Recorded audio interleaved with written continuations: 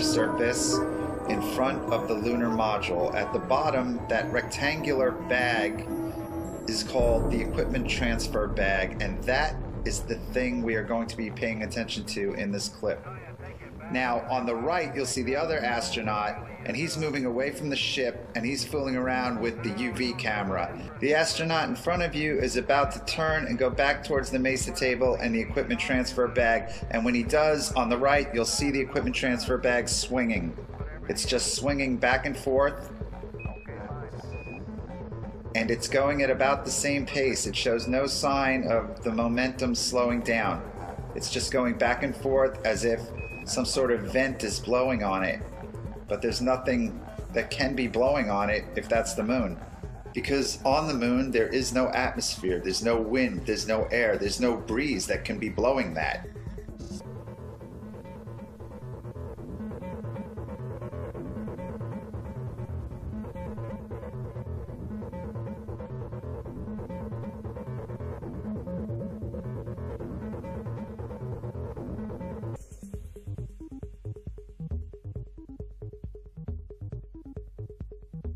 This clip is from the closeout of EVA-1, Apollo 16, and the next clip is from the closeout of EVA-3, also Apollo 16. And we're going to see the same phenomenon with the equipment transfer bag. As soon as astronaut Charlie Duke attaches it to the MESA table, it starts swinging on its own again, as if it was being installed right over a vent. But then it gets really interesting because I think they notice it and they discuss it and then take corrective actions. Hey, John? Yeah? Take a look. No. Okay, Charlie, you should have...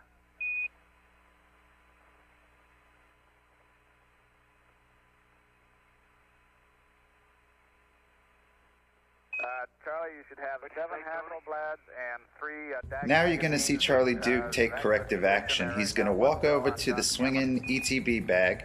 He's going to remove the camera that's attached to his chest. He's going to put it on top of the Mesa table, and then he's going to put his camera in the ETB bag, and then he's going to remove the bag from the straps, and he's going to place it on top of the Mesa table so it's no longer swinging from the straps. And there's obviously a voice we can't hear organizing the charade-like diversion you are about to see. Where's the bag that the good old UV? Hey, Charlie, did you throw my camera away? No, I didn't throw your camera away. Where is it? Over there? Yeah. Okay. The bag that the what? The bag that the what? He's obviously hearing a voice we can't hear who's telling him what to do.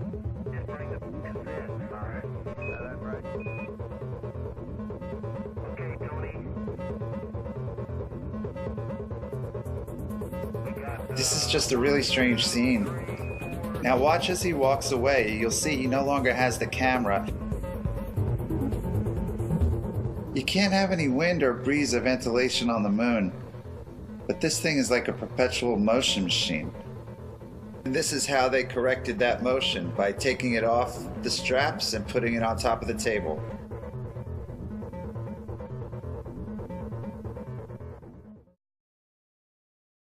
You see, the vibration of my voice box makes the air vibrate between us. Then when the air vibrates your eardrum, you hear what I'm saying. But maybe you've seen a demonstration of a bell under a glass jar. With normal air inside the jar, you could hear the bell clearly. But when the vacuum pump drew the air out of the jar, there was nothing inside to carry the vibrations of the bell. Nothing until the air was let back into the jar. The camera, you got your photo numbers. And this is core tube number 2. Okay, just in fact, you're almost driving without a hammer. But if you'll hand it to me, I'll get it in a second. I'm going to take a couple more shots of this before we leave. Get all in, I get the pictures. Alright? Driving in real easy, Houston. The sounds in space, it's odd to have a hammer or a metal tool and bang it against something and hear absolutely nothing. You can, sound won't travel in a vacuum, so there you are outside and you could be hitting something, no sound at all. In space, since there's no atmosphere, there's no air, if you bang on something while you're doing your spacewalk, you will not be able to hear that. And this leads us to the dilemma of our final segment. All modern astronauts, such as Piers Sellers and Mike Massimino, claim to hear absolutely nothing when they're out on the International Space Station in the vacuum, banging away with metal tools and objects, whereas during the Apollo missions, all kinds of sounds have been recorded that should not be possible if they are on the moon in the vacuum of space. Okay, just in fact, you're almost driving without a hammer. But if you'll hand it to me, I'll get it in a second.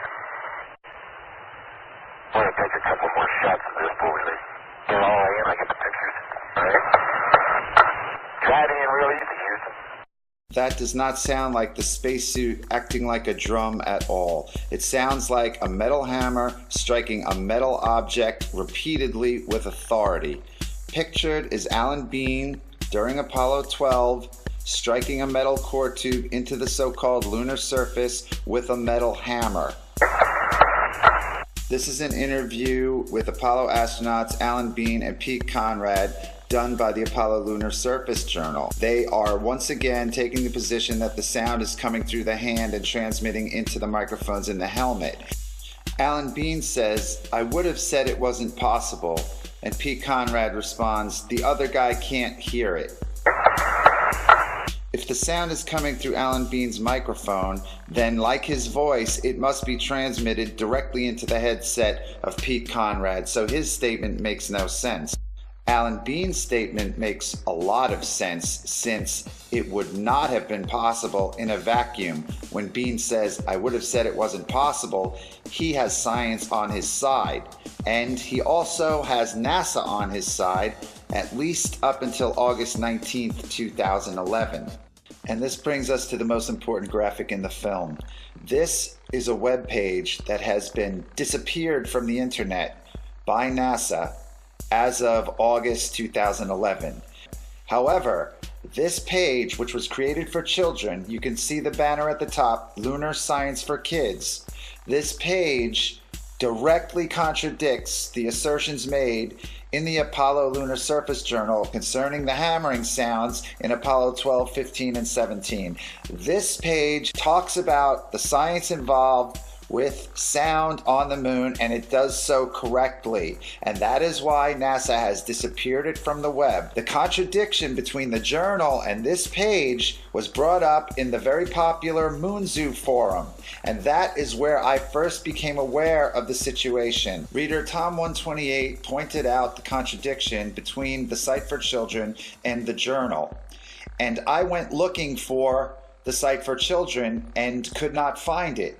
I then went to my favorite research tool, the Wayback Machine at archive.org, and I was able to find an old version of the page that NASA did not clean up.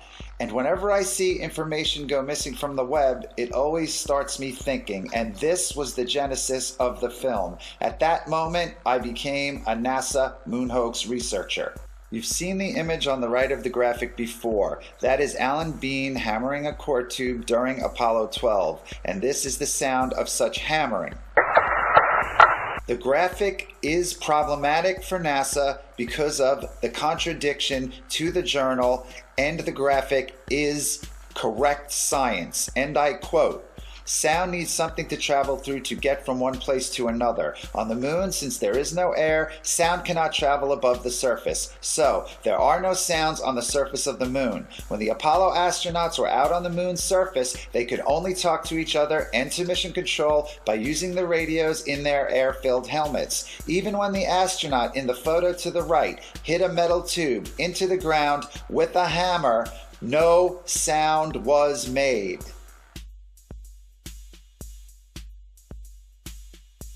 All of the sounds so far analyzed were made by the astronauts as they were handling tools, but now we are going to analyze some sounds that are made a distance away from the astronauts.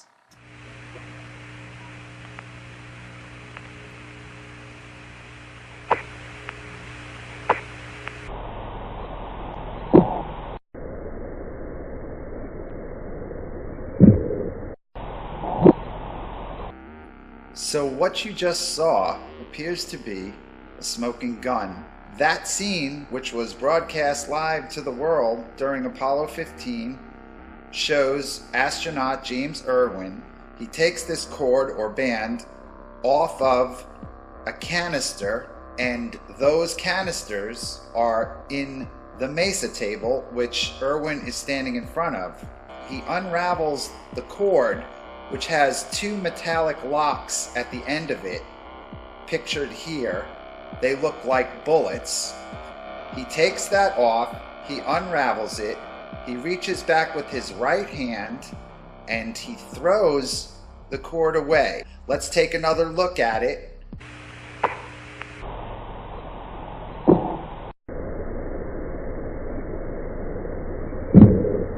So the argument has been made for the hammering that the sound is coming through the glove and it's miraculously getting into the microphones. But we don't have to deal with that argument because James Irwin releases the object and it hits the ship and he's not touching it, and that sound is picked up by the microphone inside the astronaut's helmet.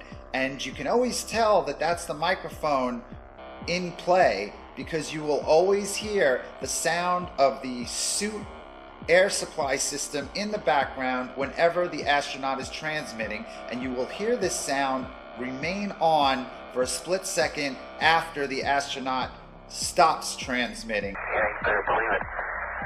Yeah, you better believe it. Both the outside of the ship and the inside of the ship in the cabin are in the vacuum because the lunar module does not have an air hatch. So when the astronauts leave the lunar module, it is depressurized. Microphones in the lunar module plug into the audio centers. The only voice possibilities are through the use of the headsets. They took off with 6 microphones, 3 Snoopy caps. Each astronaut also had a lightweight headset at launch. While they were on the moon and the suspect audio event took place, they were wearing their Snoopy caps. Communication cables, which are the umbilical cords that the astronauts plugged into while in the lunar module, as you can see from the checklist, were stowed prior to EVA. Also, looking at the same exact checklist, we can see that the lightweight headsets were also stowed prior to EVA. So, there were no live microphones inside the cabin.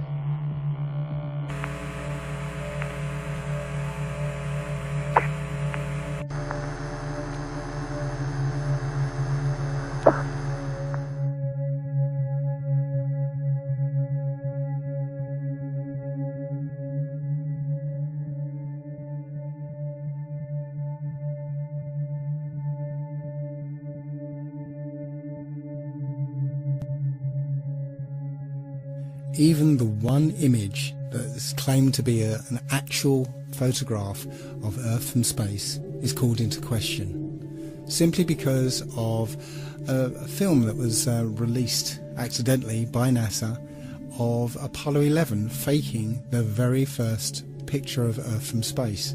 So let's have a look at that video. Of all the footage of Apollo 11 requested from NASA over a 5-year period, one gem was discovered just before the completion of this documentary. An old reel received by mistake. It contains the raw or unedited footage of the crew of Apollo 11, Michael Collins, Edwin Aldrin Jr. and Neil Armstrong, staging part of their mission for nearly an hour in living color, with exceptionally clear behind-the-scenes audio of conversations discussing the techniques used to achieve a disingenuous picture depicting the Earth at a distance, in order to falsely demonstrate their far journey from it and their ability to survive passing through the Van Allen radiation belts. It cannot be misconstrued that this staging was done for some other reason prior to the mission, for the reel itself is slated and dated July 18th, 19th and 20th, 1969, the very days of the mission when they were said to be approaching and achieving lunar orbit. Furthermore, it is apparent they are in genuine zero gravity aboard the actual spacecraft, necessary to convince the mass media of their authenticity, just not any further than Earth orbit, as you will see. In this never-before-seen or heard footage, not only is the radio conversation between the astronauts and Houston Control audible, there is a secondary, private conversation taking place between the crew and a third confidential party, prompting the astronauts with what to say, when to speak, and how to effectively manipulate the camera to achieve the desired misleading effect.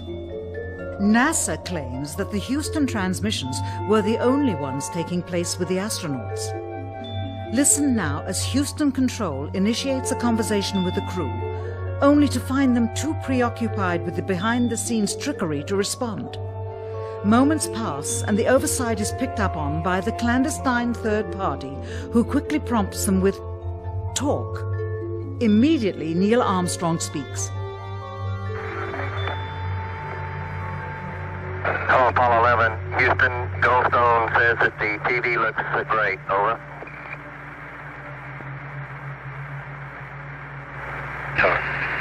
Okay, Roger. We're wrapping in on Earth. Again, the illusion they are attempting to create is the Earth at a distance to demonstrate their far journey from it and their ability to survive passing through the Van Allen radiation belts. Understand, too, that only about 20 seconds of this raw footage was ever broadcast to the public, and these conversations discussing their deception were believed to be private, until now. Here they discuss that these television transmissions were in fact not broadcast live as everyone believed. They were first screened and edited for playback later. Roger, Neil. We just wanted a narrative such that we can, when we get to playback, we can sort of correlate what we were seeing. Thank you very much. Here they discuss the fact that they have turned out the lights and have blocked out sunlight from entering the spacecraft through the other windows, as to not cause any reflected light to fall onto the spacecraft's wall in the foreground. Okay, very good. Well, we shut out the sun coming in some of the other windows into the spacecraft, so it's looking through the number one window, and there isn't any reflected light. The reason this was done is so that the truth of the matter would not be revealed. It is this. Though the federal government would have you believe that this is a view of Earth from a distance out of the spacecraft's window as it nears the moon, it is not. What they have ingeniously done is placed the camera at the back of the spacecraft and centered the lens on a circular window in the foreground, outside of which it is completely filled with the Earth in low orbit. The circumference of the window then appears to be the diameter of the Earth at a distance, with the darkened walls of the spacecraft appearing to be the blackness of space around it. That is why they wanted the interior dark and blocked out the sun from entering through the other windows. Here you can see the extruded window, probably 2 inches thick at the bottom. This is because the Earth's shine is coming in at a downward angle. It also causes the Earth to appear to be an irregularly shaped circle, for you are seeing the outside of the window at the bottom and the inside of the window at the top, which together form 2 different sized halves of a circle. Subsequently, this take was never used. As they perfected the shot, a crescent-shaped piece of black material was inset slightly into the window to create the illusion of the Earth's terminator line dividing night and day. It is uncannily convincing. During this segment, intended to be edited and played back later for the worldwide television audience, dated July 18, 1969, Neil Armstrong condemns himself as he states that he is 130,000 miles out, or halfway to the moon, as the NASA flight log also states on this date, when he is in reality in low Earth orbit of a few hundred miles. Roger, Houston, Apollo 11. Calling in from about 130,000 miles out. Here, during another segment, also intended to air after review, Neil Armstrong falsely explains to the viewers how the shot is attained by putting the camera's lens to the window's glass, as it would have to be if they were the claimed distance away from the Earth. We only have one window that has a view of the Earth, and it's filled up with the TV camera. If the window was completely filled up with a TV camera, as he stated, then an astronaut's arm would not be able to get between the camera and the window, as it obviously does here in this outtake. South America becomes invisible just off beyond the terminator or inside the shadow. You can also notice how the astronaut operating the camera reacted to the mistake by attempting to pan away from it. Blue gas, city white bands of major cloud formations across the Earth.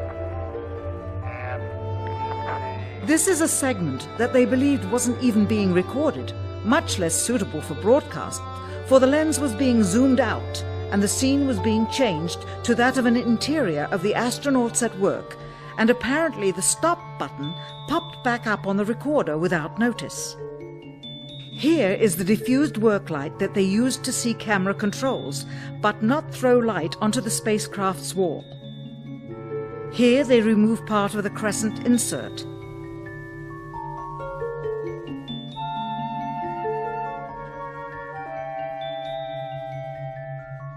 Finally, the iris is opened up and you can see the real location of the camera and the very bright and near Earth out the window.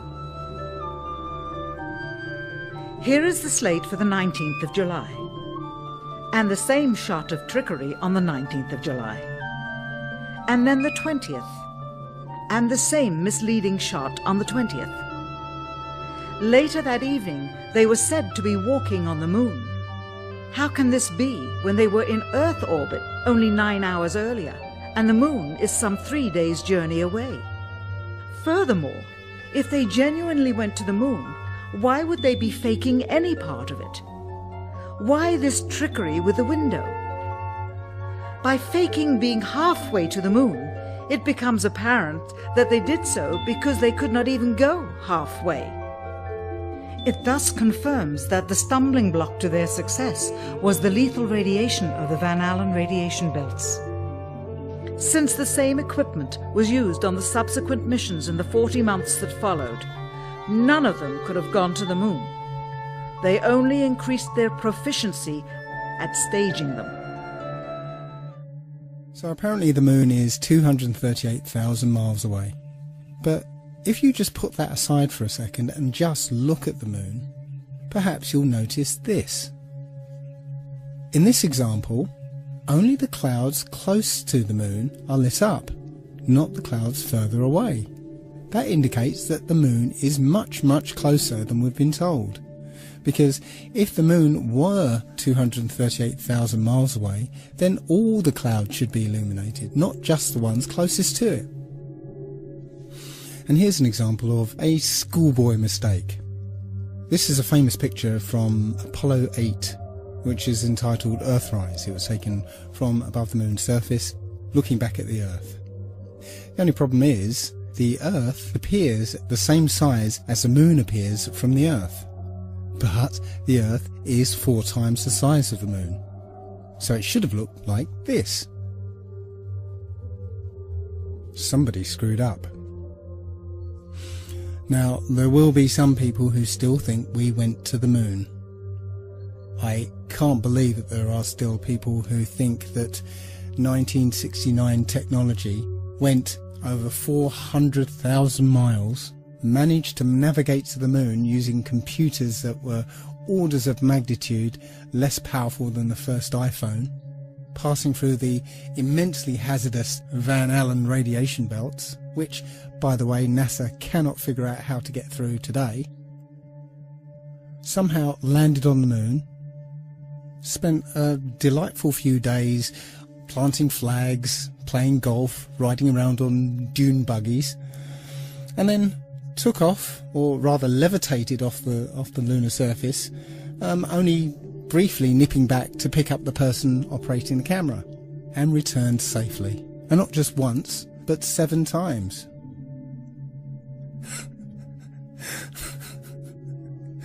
It's a fantasy. The whole thing is a fantasy. Everything you saw supposedly on the moon was in a soundstage using Stanley Kubrick's perfected front projection technology. And I'm not going to spend much time. There's plenty of evidence to show that it was completely faked. It was complete fantasy.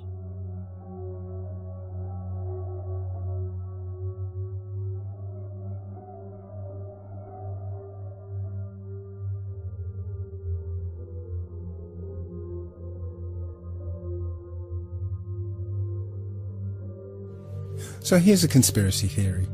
If I was on the receiving end of upwards of 200 billion of taxpayers' money, perhaps this is what I would do. I'd spend a few million on some of what they call hero models. Space shuttle mock-ups that look the part, have lots of flashing lights and computer screens and stuff, but are not flyable. They'll end up collecting dust in museums anyway. Then I would have a few mock-ups that I would fly into space, but really would basically fly out of sight and ditch in the sea, getting destroyed in the process. Then I would spend a few million, perhaps even a billion. Let's give the taxpayers their money's worth. Perhaps I'll spend $1 billion or so on developing a plane that looks like the space shuttle. There you go, job done. No refunds. So let's change the launch profile of the space shuttle for my new classified one. We have a remote controlled, full-size mock-up, basically nothing inside, just an empty shell. That's flown up on remote control, on essentially a big firework. Everything acts as normal, the booster rockets detach as normal, but when we get to the external tank separation, that doesn't actually happen. What actually happens is the tank and the shuttle fall back to Earth, where they ditch in the sea and get destroyed in the process. After the mission's complete, a space shuttle plane takes off from an undisclosed location and lands at an Air Force base in front of the TV cameras. Simple. Don't be ridiculous, Dave. You couldn't fake something like that. There'll be too many people involved, and the truth is bound to get out. Lam lam lam lam lam. The best example of space shuttle fakery is the Challenger disaster.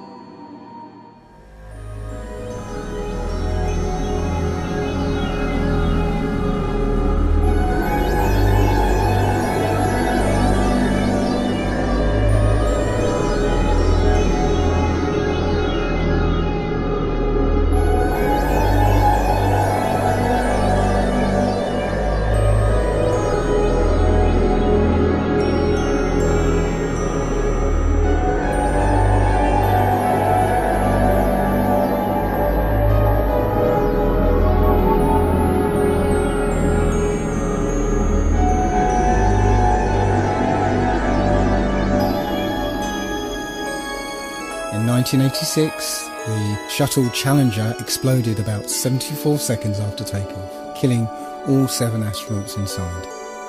Or did it?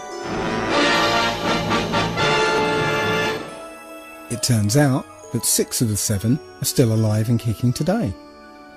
Ellison Onizuka claims to be his identical twin brother, Claude. Yeah, I've got an identical twin brother, Claude, too. The Challenger pilot, Mickey Smith, hasn't even bothered changing his name. He's now Professor Michael J. Smith of University of Wisconsin. Now, Krista McAuliffe was a bit of a sneaky one. She was the Challenger payload specialist, quite famous for being a teacher. It turns out during her astronaut days she was using her middle name, Krista, and now she goes by her first name, Sharon, and she's a Syracuse law professor. The Challenger commander, Francis Richard Scobie, is now Dick Scobie, which sounds like a rather unpleasant disease, CEO of Cows in Trees Limited. Judith Resnick, the Challenger mission specialist, again hasn't even bothered changing her name. She's a professor at Yale Law. And finally, Ronald McNair, another Challenger mission specialist, claims to be his identical twin brother, Carl McNair. What are the odds?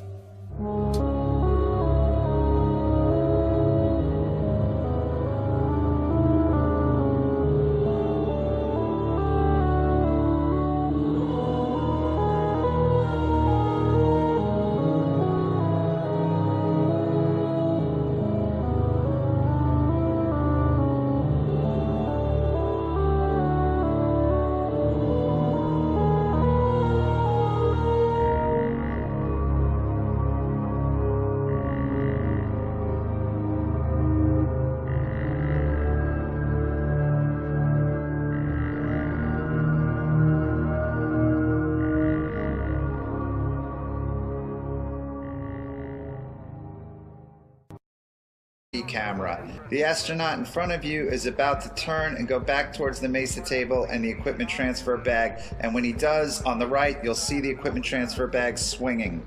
It's just swinging back and forth, and it's going at about the same pace. It shows no sign of the momentum slowing down. It's just going back and forth as if some sort of vent is blowing on it, but there's nothing that can be blowing on it if that's the moon. Because on the moon there is no atmosphere, there's no wind, there's no air, there's no breeze that can be blowing that.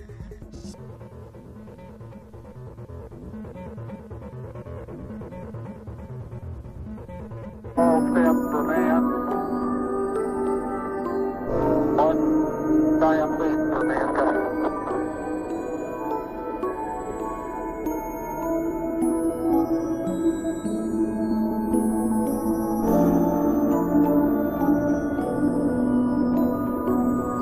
This is a diagram of the mesa table surface in front of the lunar module. At the bottom, that rectangular bag is called the equipment transfer bag, and that is the thing we are going to be paying attention to in this clip.